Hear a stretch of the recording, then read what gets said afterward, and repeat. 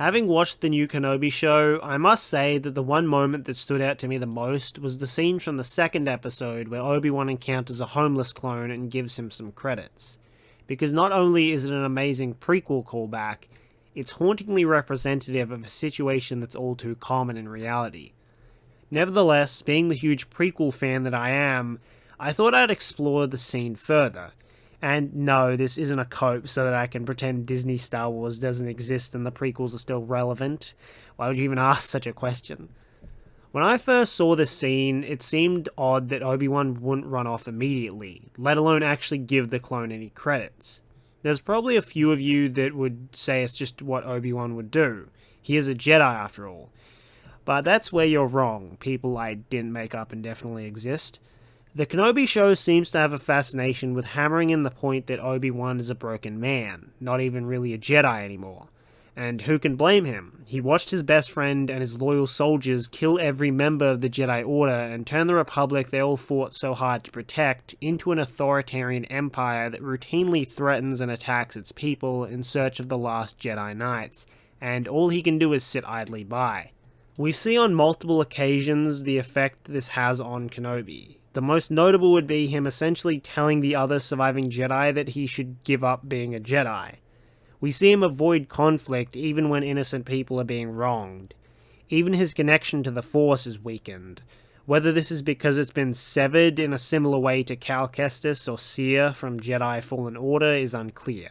It may just be because he's been hiding his power for the past decade and he's a little rusty. Regardless, it's clear this is not the Obi-Wan we saw at the end of Revenge of the Sith, and not the one we saw in A New Hope. So to see him giving credits to a clone of all people is quite bizarre. It's also bizarre that the clone wasn't a 212th trooper. It would definitely be interesting to see Kenobi look at a soldier who once served with him, now reduced to begging for credits on the streets. Now you might suggest that it's because a 212th trooper would recognize him. I don't think it would make a difference what legion the clone was from. Kenobi was one of the Jedi Council members and one of the most famous Jedi of the Clone Wars. The clone trooper is even from the 501st, a legion that commonly cooperated with Kenobi and his 212th Battalion. So that doesn't really make sense that he wouldn't recognize Kenobi. I mean, you could say the clone was drunk, but it's probably just the fact that even though he thought the man in front of him looked exactly like Kenobi, there's no way that it could possibly be him. I think the reason it's a 501st trooper, apart from the 501st being the most famous of the clone legions, is because they're the ones who raided the Jedi Temple and slaughtered the most Jedi out of any clone legion. Because of this, they're also the only clones that Kenobi likely ever killed. In comparison, given Obi-Wan survived, the 212th probably have the lowest number of Jedi killed. So it certainly creates more impact to see a trooper that was part of the legion that raided the temple, and was the legion of his best friend. These troopers were the main force that Palpatine used to rid the galaxy of the Jedi. So much like how he corrupted Anakin, without the Jedi he was able to corrupt the Republic. The Republic that Obi-Wan, Anakin, and the clones fought side by side to protect. And in the end, Obi-Wan was just another tool in Palpatine's plan. He was the one who went to Kamino and informed the Jedi Council of the Clone Army, sealing the fate of the galaxy. So you could say that Obi-Wan seeing that clone there, battered and abandoned by the Empire he helped create, helped him understand the greater reality of the Clone Wars and the Empire. It's unlikely that Obi-Wan would know about the inhibitor chips, but regardless, he would still understand that, like himself, the clones were only pawns in Palpatine's plan.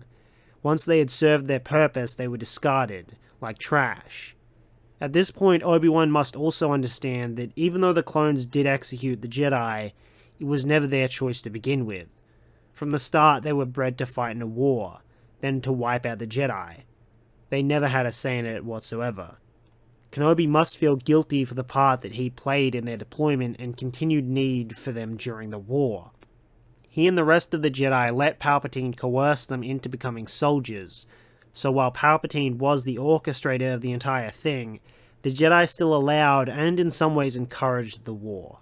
So, given Kenobi's crucial role in the use of the clones, the realization that they were as much pawns as the Jedi were, and with what respect he still had for the soldiers that once served beside him, the least he could do is give a fellow veteran a few credits.